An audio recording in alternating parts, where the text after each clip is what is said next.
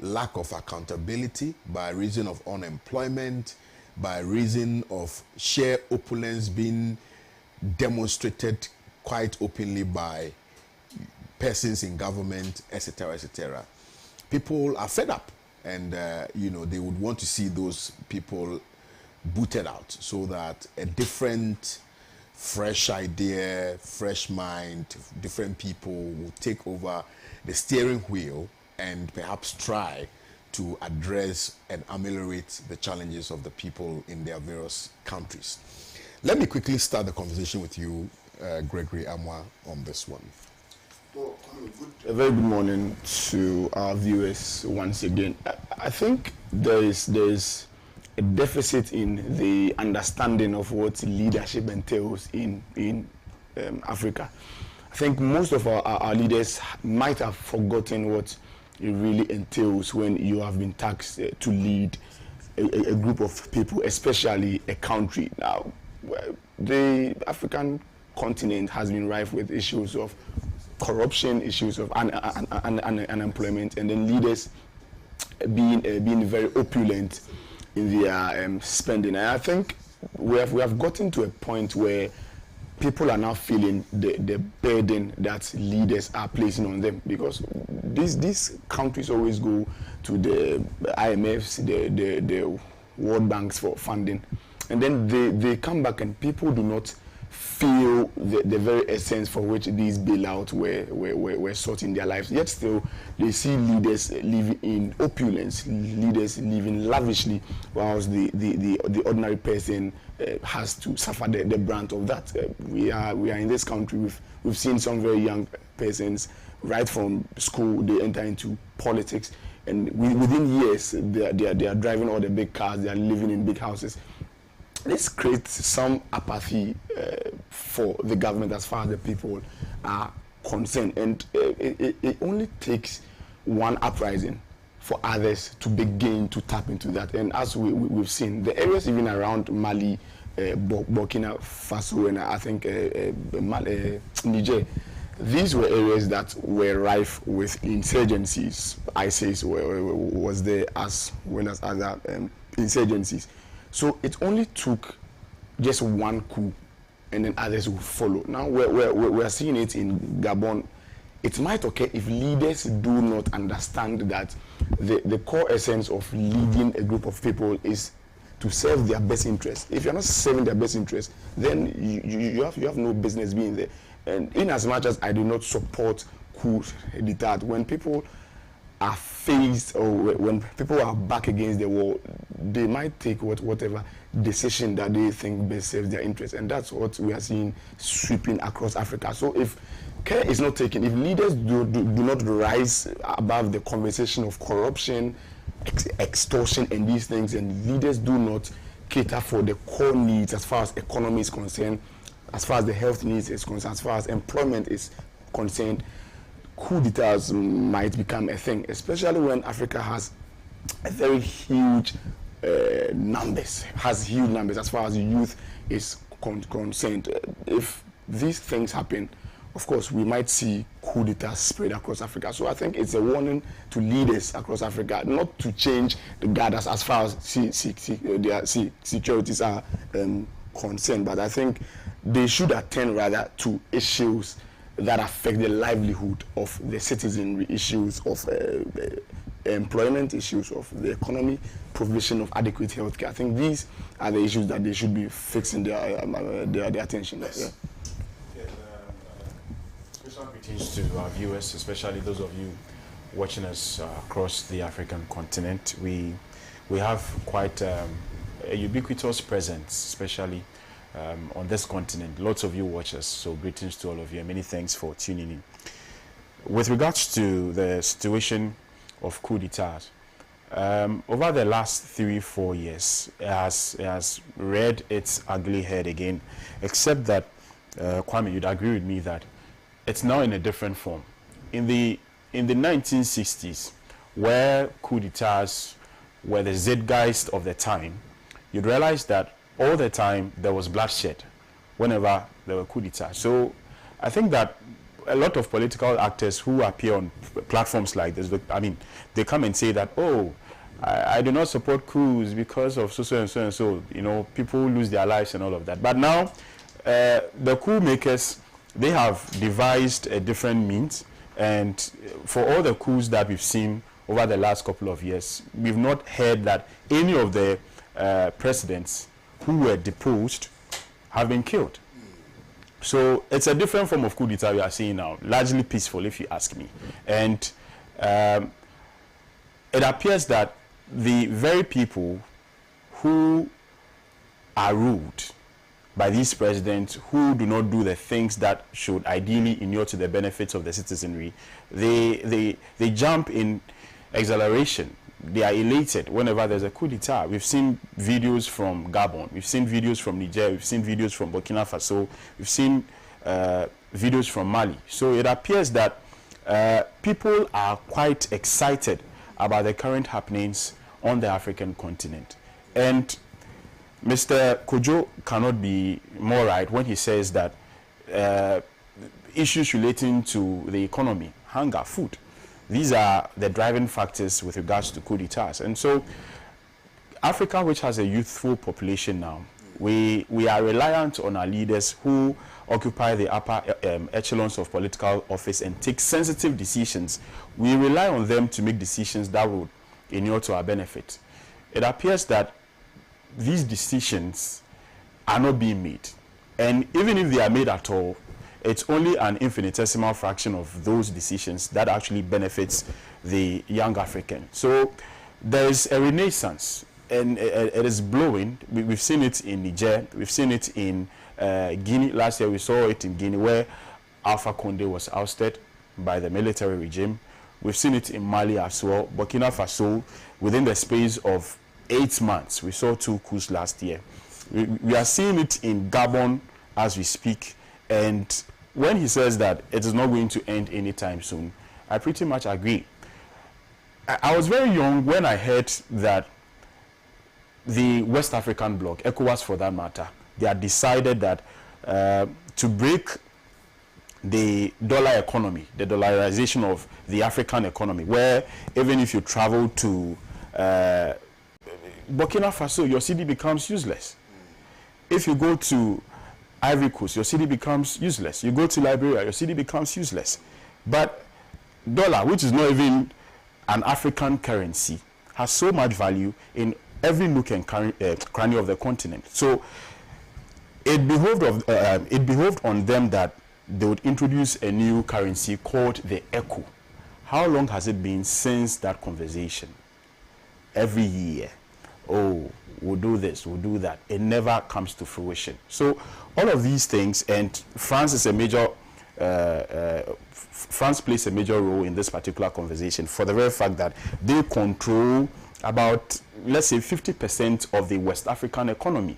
You look at countries like Niger, you look at countries like Burkina Faso, Guinea, all these French-speaking countries who do not have banks of their own. Their reserves are with France. So it's clear that France is a beneficiary in this thing. They are the chief beneficiaries in this thing. So they will do everything within their power to prevent a united front where we are going to see a common currency being spent by the West African people. So whether or not the ECO is going to see the light of day, it means that the West African people would have to make consensuous efforts to see that happening. But those people supposed to make the efforts are in bed with France. So that is never going to see the light of day until there is this radicality which we are seeing now in the form of coup d'etats. Then we have people who are now conscientized and decide that, look, it is high time we did away with France. It is high time we broke that colonial yoke. It is high time we took our own decisions into our own hands. Then that is the only way that this can happen. So it is not a surprise that we are seeing coup d'etats. Like he stated, it is to be expected. We've seen some countries trying to put their house in order. We've seen the likes of Rwanda. I'm quite impressed with what is happening in Rwanda, though. But he doesn't want to leave anything to chance. So he's reshuffled the military. sent a few people home as well. You look at Cameroon, where Paul Biya, somebody in his 90s, is still at the helm of affairs ever since 1982. He's still occupying the presidency.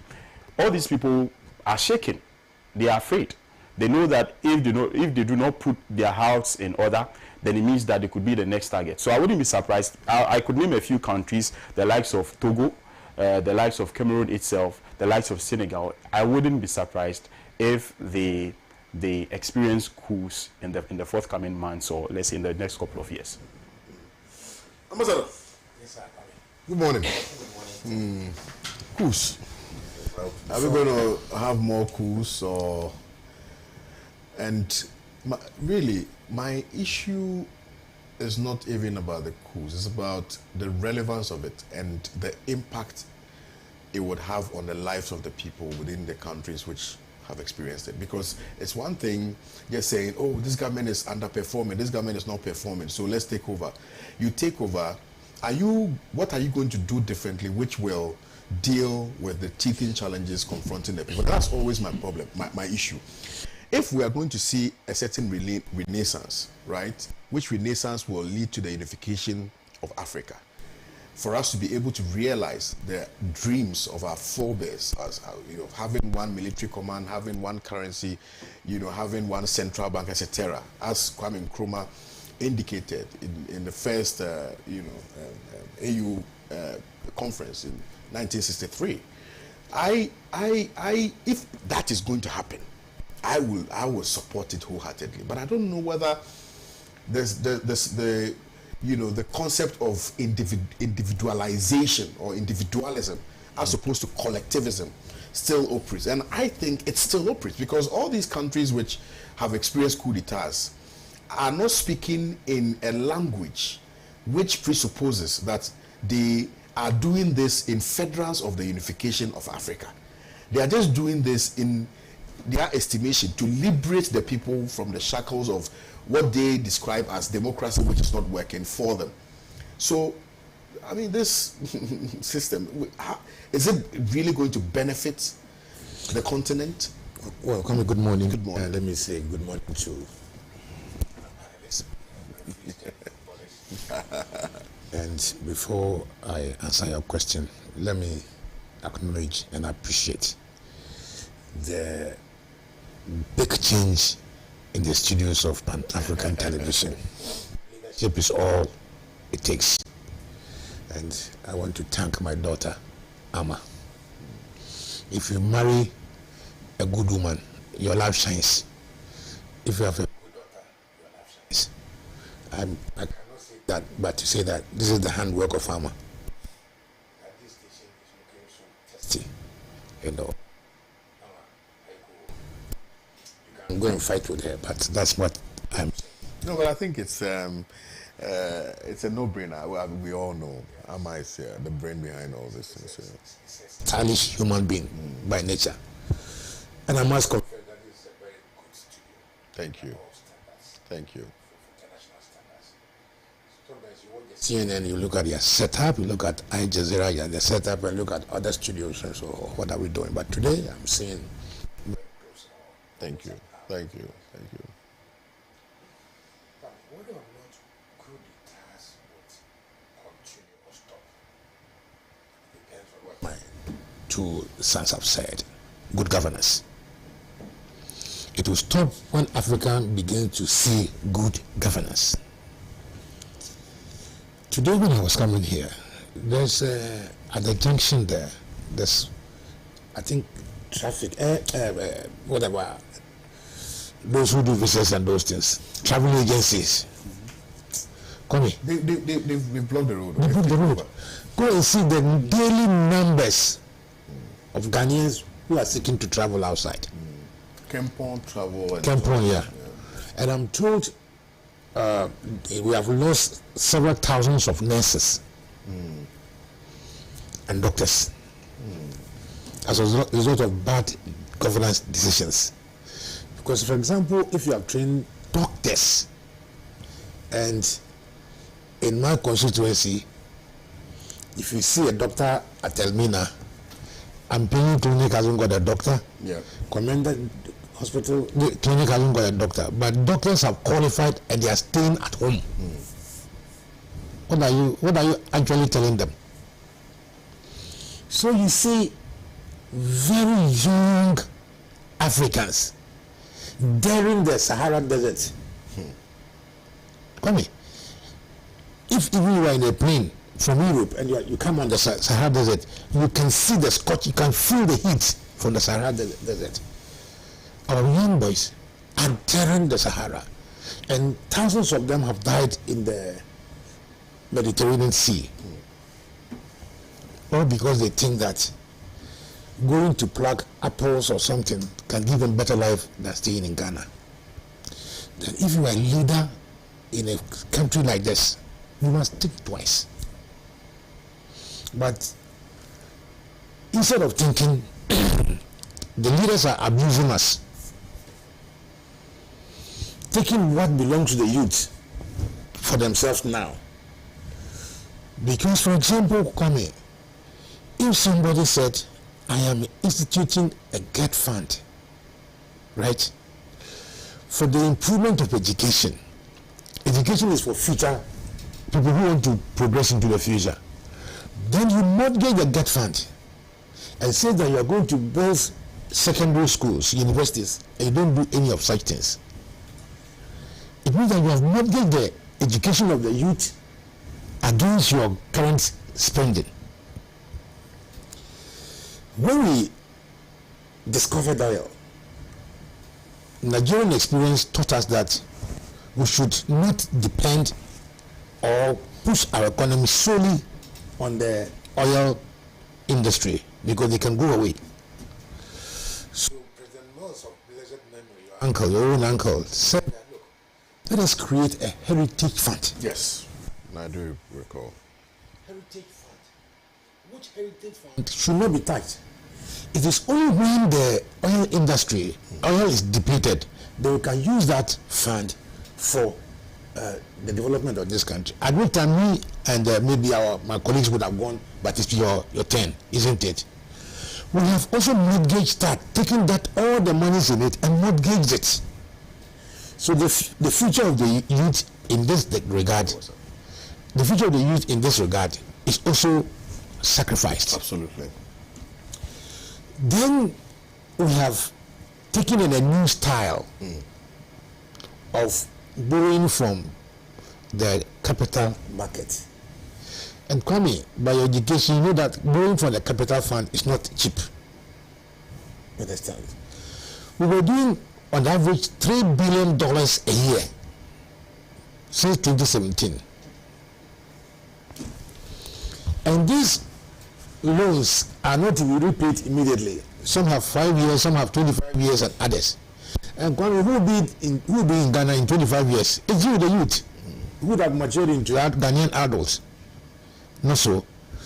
And we borrow these monies believing that we're going to do something for the youth of this country. We have consumed that money also. So even if you are qualified and left national service with anticipation that the government or somebody would employ you, you end up in the house. Your junior brother will also leave the university, come and join you.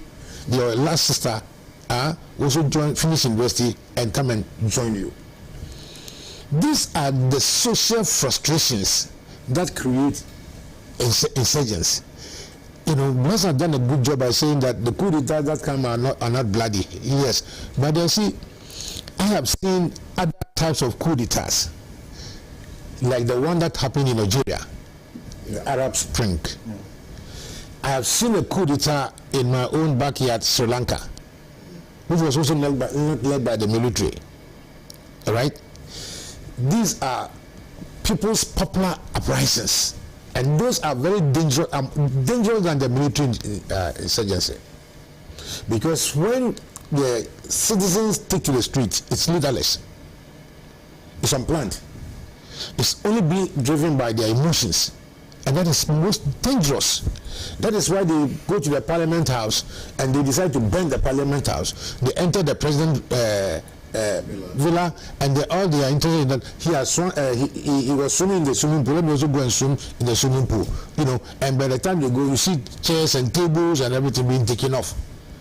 That is the type of coup d'etat I am afraid of, because in the military, when they do that, they have a certain capacity to manage the country.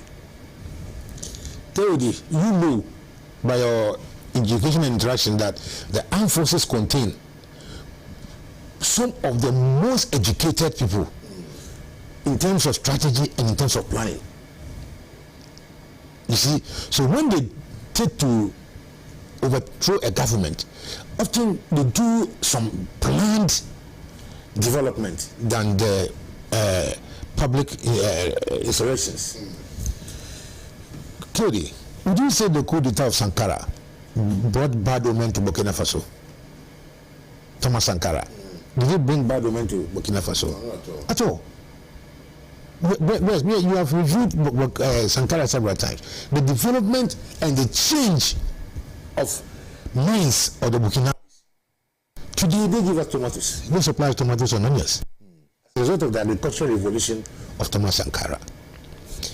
I remember Colonel Banasco of George's memory introduced Operation Feed Yourself into this country after a period of what we are going through now.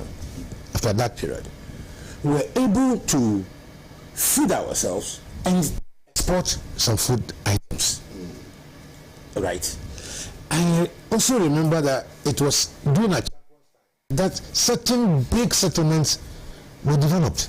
Dansuman, Tishinungwa, Anaji Estate, and no period in our time was store exports developed more than a champion's time. Yes, in those days, every organization was made to form a football team to promote sports. Check the story of the history of the Blasters. It was around 68, that we had our African Cups. Yeah. After that, nothing more. Yeah. That's where we had 74, Ampere, and sports. That was a time. And even for people like those who like entertainment, it was a champion time that we had the entertainment unleashed on the country. School bands, Matthew chapter 5s, you had Apples International and those days. Kwame, those were the days of Ghana's glory at Champions time. So I've always maintained that those who condemn coups for the excesses of humanitarian human abuse and those fail to talk about the positive sides we have benefited as a country. Yes, you are very right. Before then, when coup d'etats happen, you hear they have taken over broadcasting house and people have died. They have killed people here and there. But today, that aspect of coup d'etat is not there. Nobody kills anybody. Let me come to what actually causes coup d'etats in current terms. And if you look at the map of Africa, you will see that the countries on the equator, from Sudan to Guinea, they have divided Africa into two, and the military have taken over this belt. So perhaps one can safely conclude that what the politicians couldn't achieve by unification, the soldiers have achieved it. Interesting. The soldiers have achieved it. Because today there's massive solidarity between Guinea, Niger, Mali, all across. But what has motivated this unification? It is what Hassan talked about, the influence of France and other colonial masters. I want to find out from Akufo-Addo if all all the resources, the Bank of Ghana, all the resources of Ghana was to be submitted to the Bank of France before we take a decision, would he be happy? Ambassador, I think people are complaining on social media about your microphone. Oh. So I don't know where the receiver is. Is it in your pocket? You can just take it out and then place it on the table so that we can at least listen to you. Yes. The people please just put it on the table. Yes. Okay. Yeah. Is it okay? It's fine. Yes. Okay. You know, for every situation, you want to analyze the background factors, because if you don't do that, you cannot remove the problem. If a doctor does not, is it okay now? Yes, I think nobody has complained again. Okay. Again, so yeah. So I want to conclude by saying that if you look at the bread and butter issues, the misgovernance, bad leadership, it is easily predictable mathematically that coup d'etats have not ceased now. But I want to advise, and I want to say that Ghana, we don't need a coup d'etat. And you know why? Because we have had a certain experience where a political party, a political ideology, who believes that without a coup d'etat, they will never come to power. The Alan letter. They will never come to power. And therefore, they staged the 1966 coup.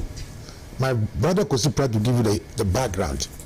You know, they knew that Kwame Nkrumah could not be removed for the kind of insincerity, the kind of misgovernance they wanted to bring to Africa, especially Ghana.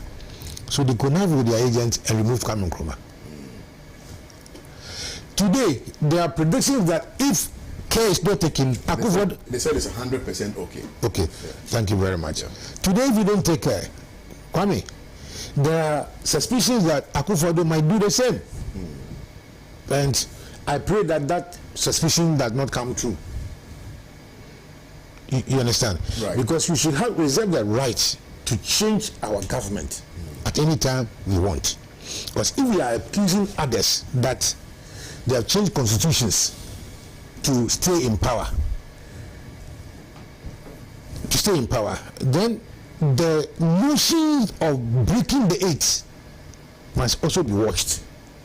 And what gives them the confidence to say that they are breaking the eight? I pray that Ghana would, like Akufo-Addo himself have said, he knows that he has messed the country, but they are going to elect another leader that may take us out of the mess. That he's praying to God as if he's singing his own dirge, that he's giving peaceful exit. Akufo-Addo, we are all praying for your peaceful exit, because the menace you have imposed on this country is so bad and irredeemable, right, that it will take us a long time. And in due course, I will explain to you, because all the loans that they have rescheduled, bonds, all this are to be paid, not so. Absolutely. In future years. I have my case, but I pray that ECOWAS should wake up. Our ECOWAS. If you want to, you start a project of establishing ECO, the money, and for 25 years, you have not achieved it. It has taken us how many years? Since Kwame Nkrumah, 1963 today, how many years? How many years? To come to the basic things Kwame Nkrumah was telling us. Let us unite. Let us have a joint military force. Let us have a common currency. So, 63 years or more, we are where we are. So, it will take some time, right, before the African continent settles. As long as we have such bad leaders, all right, it will take some time to settle. Thank you very much. You're still watching Pan-African Television, and this is the Newspaper Review segment, broadcasting from Accra, Ghana, across some 46 African countries. What we just discussed is a story in respect of the prediction made by Kujo that Kujo, who is formerly a part of the AFRC, that he believes in his heart of hearts, that we will experience a lot more coups on the continent. I think we've looked at the issue of coup d'etats from varied perspectives. And clearly the conclusion is that things must be done right. If things are not done right, it fuels the desire, by persons who are power hungry to whisk power from the hands of the persons who are in control. And clearly, that is what will happen. Ambassador doesn't wish same for Ghana, because maybe, just maybe, ours will be more deadly. Maybe these ones are more organized. Ours may be more deadly, because in Ghana, ubianiate, in those other countries, and if you look at Niger, if you look at Gabon, with the grace of respect, I don't think they are more advanced and more experienced than Ghana. When Ghana gained independence, most of these countries had not gained independence. And Ghana was the pace setter, the torchbearer of independence, which swept across the continent. And therefore, you would say that we have tasted a lot more, shall I say, freedom for a while, for a long time. And even if you look at the trajectory of our fourth Republican dispensation, the consistency, we've never seen a break in the chain of the democracy as being practiced. And so yes, there's freedom of expression, which freedom of expression always comes with its own issues. And I think that it is one of the reasons why our country is retarding, and there's some great deterioration in our social settings and things like that. And Ambassador, it's so interesting. Just yesterday, on my way to work, I decided to use Domin Market. And, I usually leave very, very early. But on that stretch, between the junction and then the railways, I don't know how they drive. I mean, drivers just park anywhere. You have this Abubuyas, how do they call them? Mahama Kambu or whatever they call it. Just permeating and creating crazy scenes and things like that. People can just park. And when you tell them, oh, Master, can you please park well, they start insulting you. So I don't know whether it is by reason of this democracy, which is why people are so confident and comfortable in doing the things that they do, because there's no real accountability. Nobody can do anything to them and things like that. I don't know. Ghana is just, I don't know. I think we are at our lowest point, if you ask me. It's serious. And this morning, a similar thing happened. On our roads, there's carnage. There's carnage. Look, the last time I went for a meeting with these guys, and then we decided to use Mahama's, what's it called, Dubai, whatever, Circle Dubai. Yeah. Do you see it? Yes. People just dump refuse anywhere. It's just an eyesore. I can't believe it. I can't believe it. And we want to progress as a country. We want to progress, and clearly when you take, giant leaps forward, you see people always drawing you back. And we are part of it. How Circle is the center of, I don't understand. The beauty.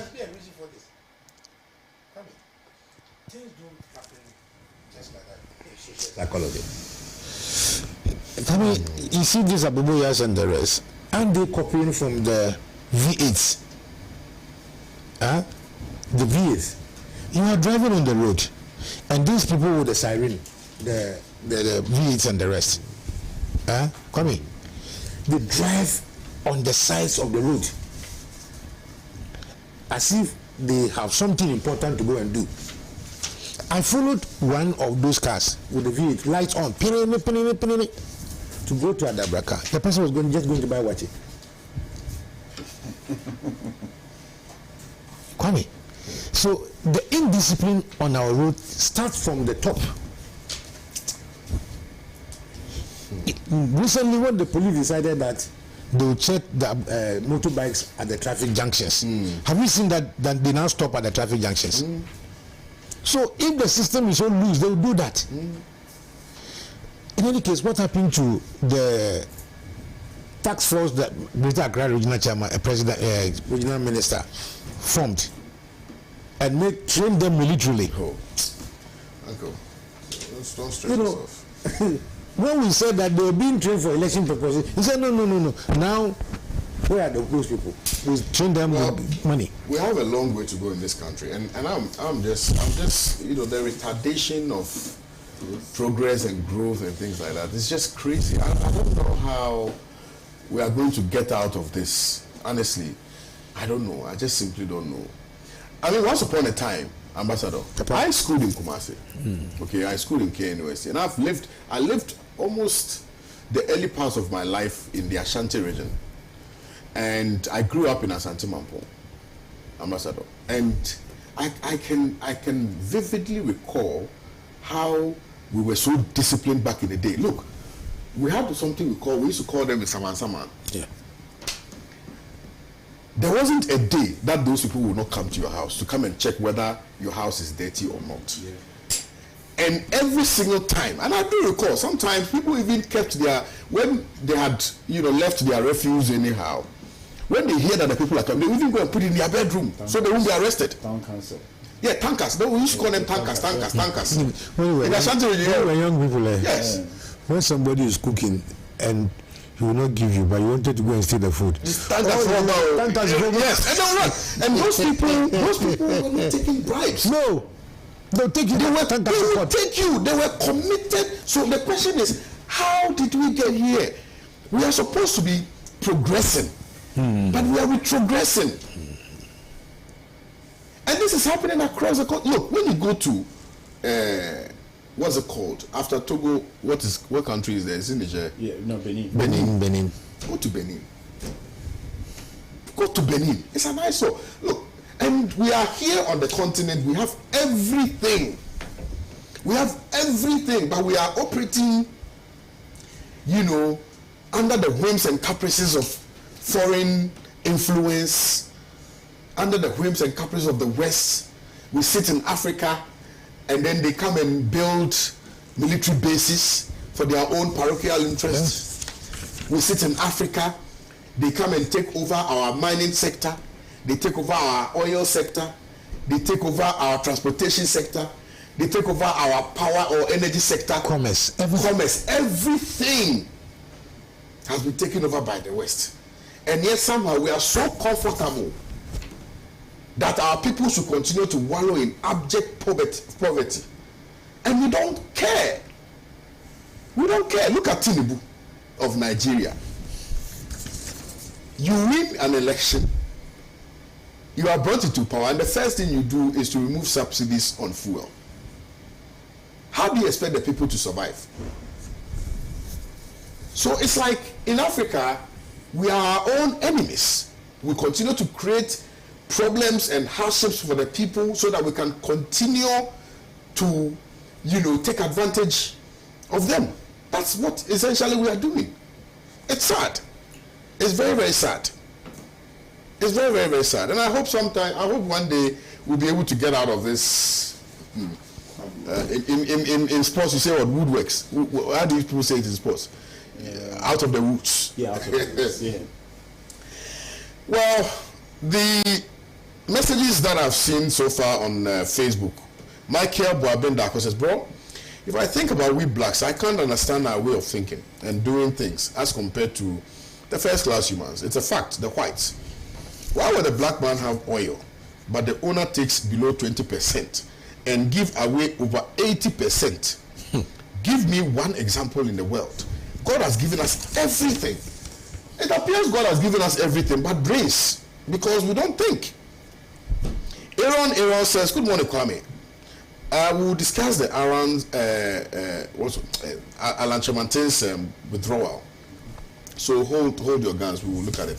Michael Boabendako again said, our leaders are leaders of our leaders. Oh, our leaders. Interesting.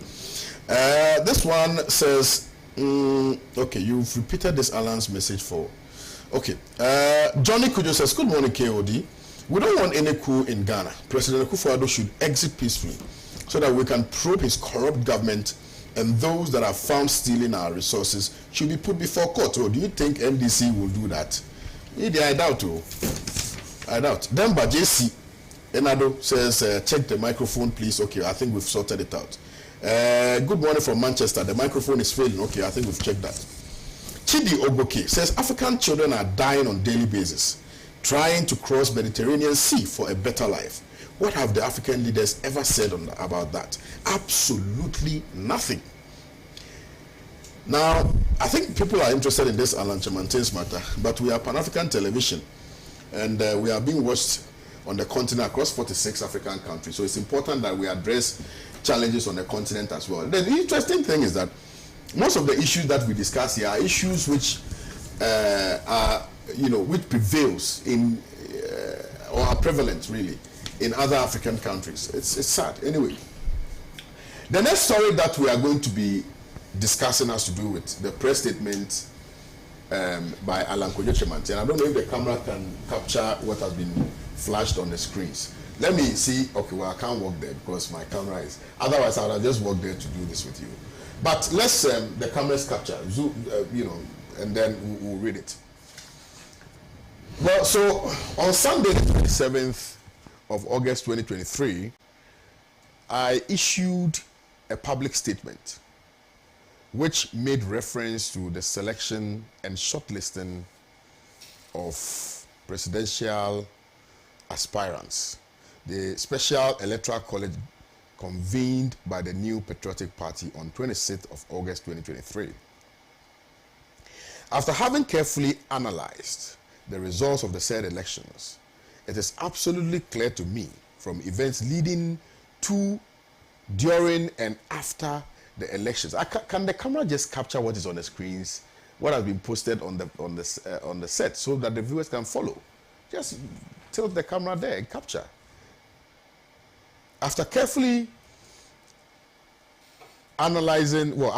carefully analyzed the results of the said elections, it is absolutely clear to me from events leading to, during, and after the elections that the Special Delegates Conference was strategically and tactically skewed in favor of one aspirant.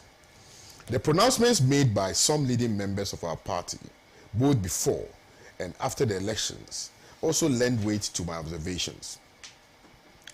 The level of intimidation of varying intensity, directly and indirectly unleashed on a significant number of delegates at various voting centers across the 16 regions is unprecedented in the history of our party. In addition, the fact that my polling agent in the Northeast region has suffered severe damage to his eyesight, arising from his bold and courageous effort to ensure compliance with the very rules and regulations for the conduct of the elections as approved by the Presidential Elections Committee, will forever remain a dark spot in the history of internal elections within the party. This incident and various acts of violence and collusion reported in other voting centers are appalling, unconscionable, and despicable. I am committed to and value the safety of those who work with me and for me, and I will always fight for their interests.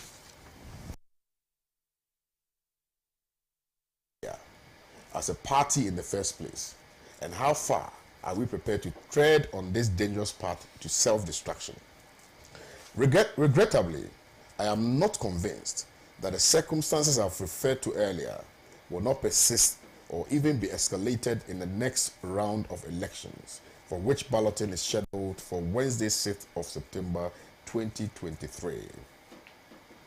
In light of the foregoing, I wish to confirm that I am honorably withdrawing from the process that will lead to the president.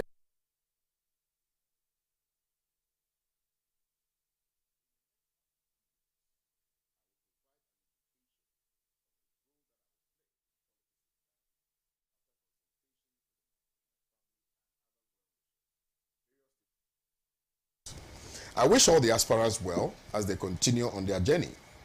I also wish to use the opportunity to express my profound gratitude once again to my family, the Alan for President campaign team, and all my teaming supporters in Ghana and from around the world who have supported me in diverse ways over the years. Please be assured that the battle is still the Lord's, and that those who wait upon the Lord shall have their strength renewed. God bless our homeland Ghana and make our nation great and strong. Signed, Alan Kyeremateng. Ambassador. Papa, coming events cast their own shadows. And I'm surprised if Alan did not see this coming, or if other Ghanaians did not see this coming. The short letter written by Alan, which you have graciously read to the people of our viewers, brings out a number of factors, which other political parties have suffered under the MPP.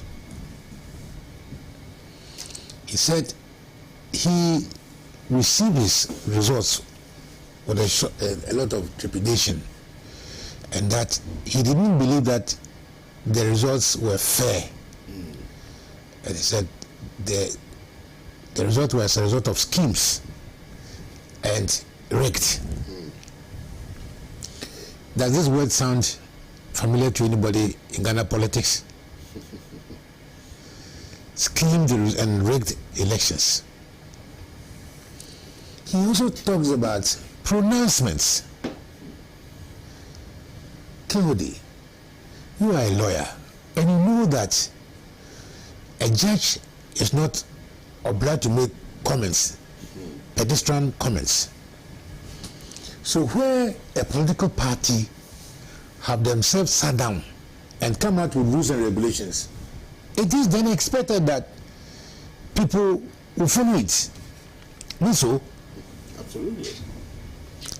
That is the character of the NPP, as epitomized by Alan Kyeremateng, that leaders who themselves have made the rules were not prepared to go and obey the laws.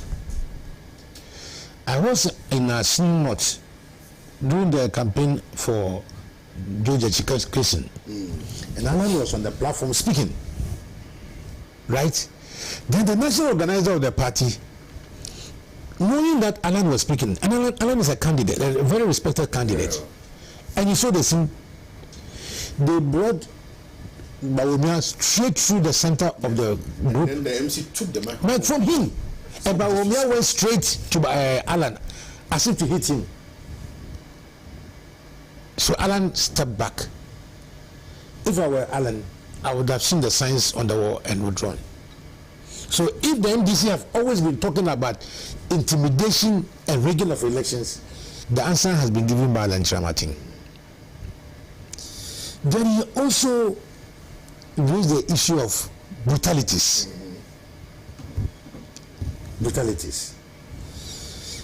And claimed that his agent was only enforcing the rules that the national executive has brought. Now is it becoming a style that if you go and vote, show your ballot box? For what reason? To show to the person who have given you money to go and vote that I have been taking your instructions and playing your game. So this is the result. Kwame, is it not against the electoral law? And this is a government party, a party in government who is disobeying electoral laws. Alan Kyeremateng, since when did you see that there's no safety in the NPP? Since when? Since when do you know that there's no safety in the NPP? And so he asked the question, how did we get here? Alan, your silence over Ayawaso was the door. Your silence to Techiman, your silence over Ayawaso, where 8 young people were killed, was the window. The issue is that evil has triumphed because those who should have spoken, the silence of those who should have spoken, and the inaction of those who should have acted. If Alan had been the man that people had thought him to be, to have spoken against the Ayawaso was wagon brutalities, at least Ghanaians would have been alerted that that's not a good thing to do. No, so you kept quiet. Perhaps at MPP meetings, you even supported it. And the president, having not made said one word about the Ayawaso brutalities or the whatever it is, Ablekuma South.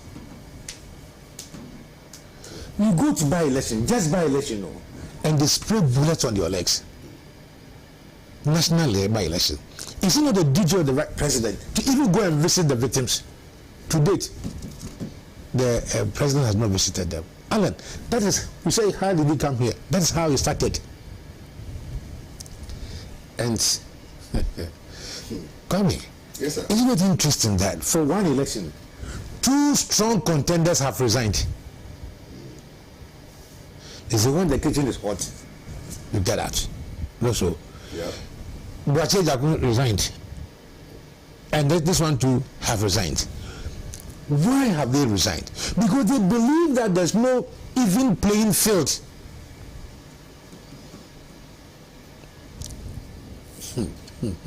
Stop using the name of the Lord in vain. The Bible says, "Thou shalt not use the name of the Lord in vain." As long as the NPP continues to misbehave and call on the battle is the Lord. What is the battle? You are seeking the votes of Ghanaians to be elected. You call it a battle. So when there's elections, you send soldiers to go and kill people because the mentality is that it's a battle. You know, so innocent persons in Techiman protesting it, a soldier goes to take a knee down, and you know when soldiers take a knee bow, the follow-up is to kill, because the police will not shoot by kneeling down. They fire from the shoulders, and the target is your legs to disarm you. But when you take a knee bow, straight to kill you, and the president didn't say anything. Neither did Alan Kyeremateng. I am hoping that this crooked mentality which Alan Kyeremateng has demonstrated on the paper will not be taken to the 2024 elections. Kwame, you see, the moment Akufo-Addo said he will hand over to an MPP government at all costs, and join the mantra breaking the 8, I know this country was going to face a problem. This internal election, round one of internal elections. Alan says, hey, if this is just the round 1, then the main one in November, I don't know what it's going to be. So I'm checking it out.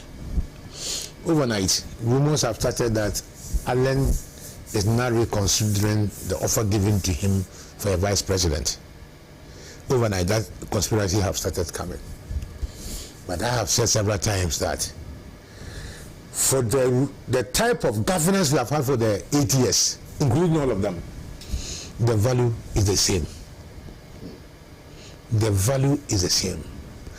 Kwame, you fear that NDC may not do what is right. Saboteur. And never was it happy to, because once bitten, twice shy. You see how they are running themselves over. For Mahama saying that the president may have packed the court because they are afraid of accountability. There will be the day of accountability. Why not? Yes, go to Roman region cantonments. Today, the whole of the license office to the police, police all the lands there, I'm told have been sold to a private developer. DVLA included. Look at the investment DVLA have done on there. Yeah, so they are moving to my area. Oh, so it's true. No, they are moving. The head office is now around Bosche. Even the police. Oh, that explains why. Because they've also built some police hostel facility close to the DVLA at Boshe. So there's going to be, I think there's a forestry commission, something like that. But they are building. Tomorrow I'll look at the state institutions that are springing up. So we would want to investigate on what basis were those lands given out. But all of you are complicit. Bostal Institute was the sale of Bostal Institute that started on Kwame, you know your uncle. If my name is mentioned for having taken land which belong to government, please mention me. Not to you. No. Yes. I am not saying that we should allow that carnage because some NDC people are part of it. No, so because when the probe starts and then Pee Yalley was part of it, I must be disciplined. When we start accountability for those who decided that we should destroy or demolish our trade fair, there will be people involved, no so, and it's for good and bad reasons that everybody has his own name. But what is happening is not right. Today, as we speak, Alan has not said one word about the Galamsey. Have you heard him? Or have you heard him? When our water bodies, that which holds us, which holds our life, water bodies have been so destroyed. I hear Ghanaian Water is going to ask for 1 cedi for every consumption, so that they can use it to purify the water bodies. So I wish Alan well. Thank you. But if what we are hearing is true, or that's going to form a political party, we are waiting to see. Anyway, let me come to you, Greg. I have just about 9 minutes to end this segment. Yes. Greg, let me come to you, and then I'll come to Kwame, I think it was on Sunday evening that I heard a rumor that Alan Kyeremateng might be considering the option of withdrawing from this race. I didn't believe it. So yesterday when I chanced upon it, I was quite shocked.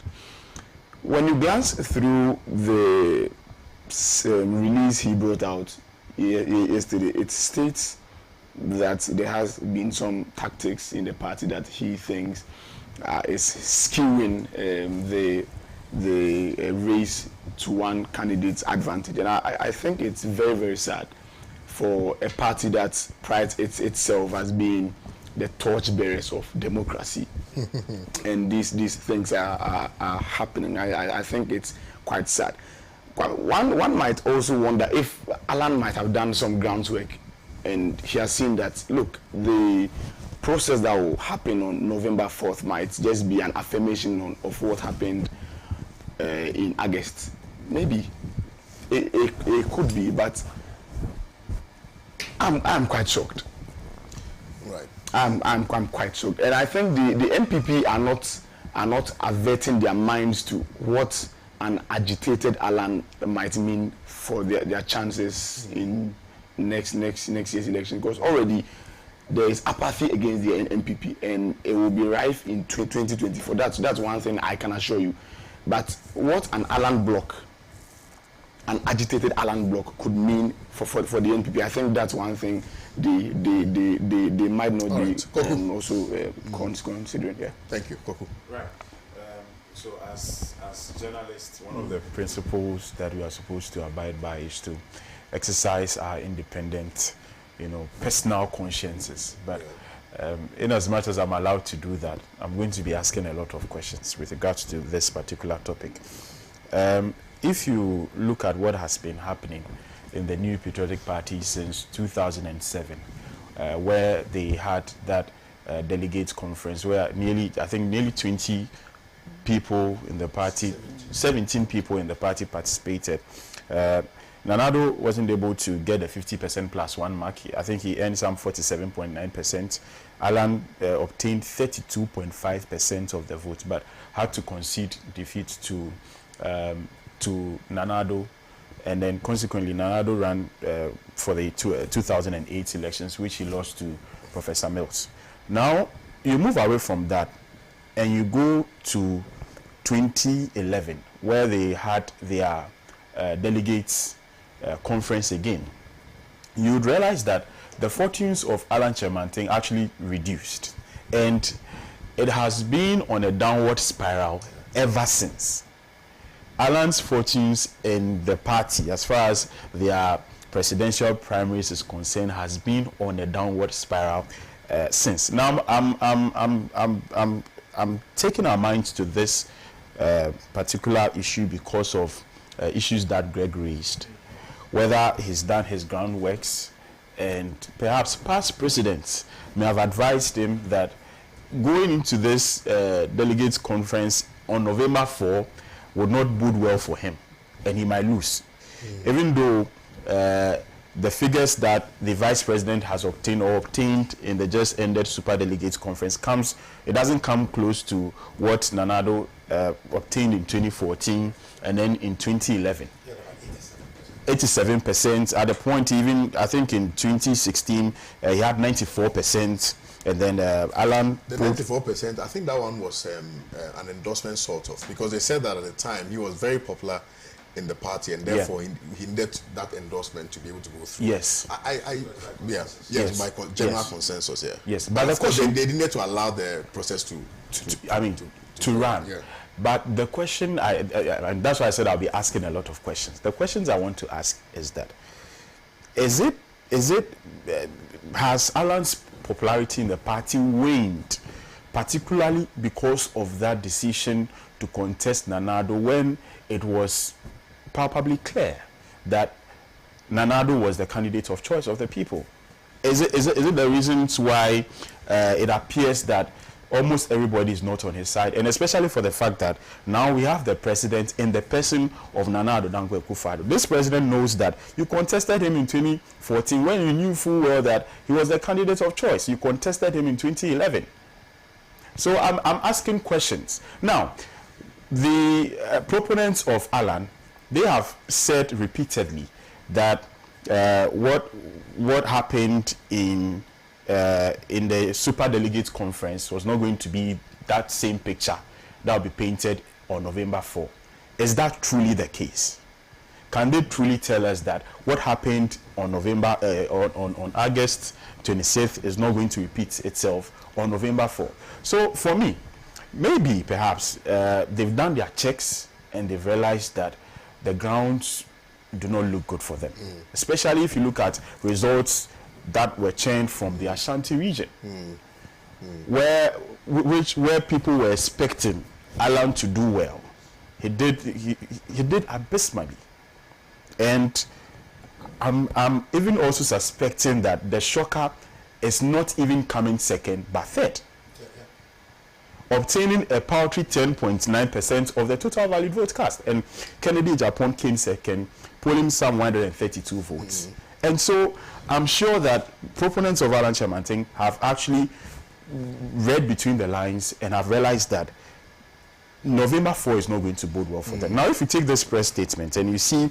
And conclude on that. Yes, and you see what, I think, paragraph 6 of it, it says, in light of the foregoing, I wish to confirm that I am honorably withdrawing from the process that will lead to the presidential primaries to be held on 4th of November 2023. In the next upcoming weeks, I will provide an indication of the role that I will play in politics in Ghana. He didn't mention the NPP.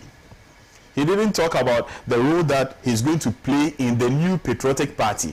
So that sends my mind to his next line of action and the rumors we are hearing of him contesting as an independent candidate. If anything confirms that for me, is this particular line where he makes no mention of the new patriotic party. We'll continue this discussion at 9:30, so our viewers should stay with us on Pan-African Television. A big thank you to you, Ambassador Pee Yalley, for your time this morning. It's been an honor having you on the show.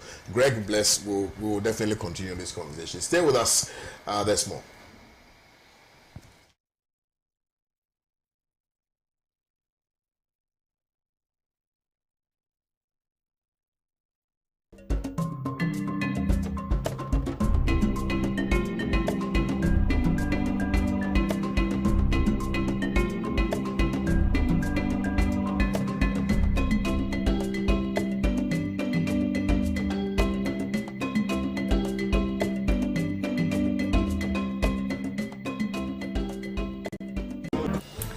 Hello. What are you doing Tuesday to Friday, 7:30 to 9 o'clock p.m. every day? You should be watching The Couch. I'll tell you why. On Tuesdays, we talk social issues, lifestyle, health, all those everyday issues that affect us in the big ways. Wednesdays are for book reviews. Thursdays are for the hard talk, those socio-economic, policy-oriented, political questions that demand for the tough questions to be asked. And personality profiling Fridays, when we get to know the stories behind the winning personalities we love. Inspirational story from inspirational personalities. Hey, listen, you really cannot miss The Couch with me, Amoah, but still the only TV show with a hat.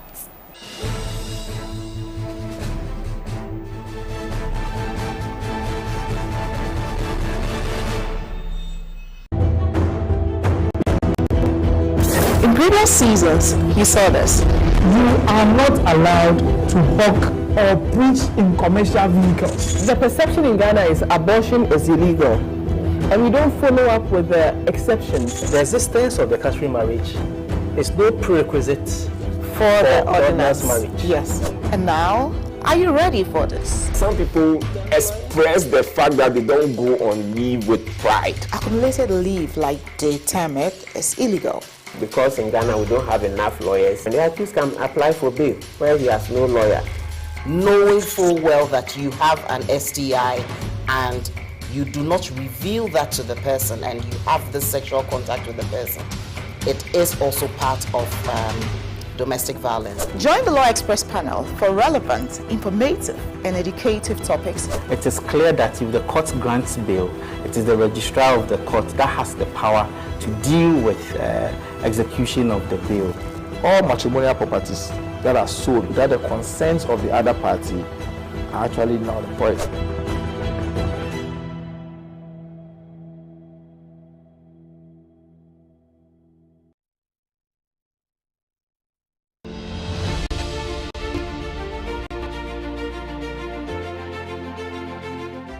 It's also a little bit of a cliche. I mean, we're all used to the James Bond scene, as it were, with all the ambassadors sipping champagne and seeming to do nothing else but dine and sip champagne at receptions. That is not true. That is a misconception of the time and the nature of the work. Diplomacy is not devoid of accountability. Everything that matters in Africa matters to Europe as well. Be it demography,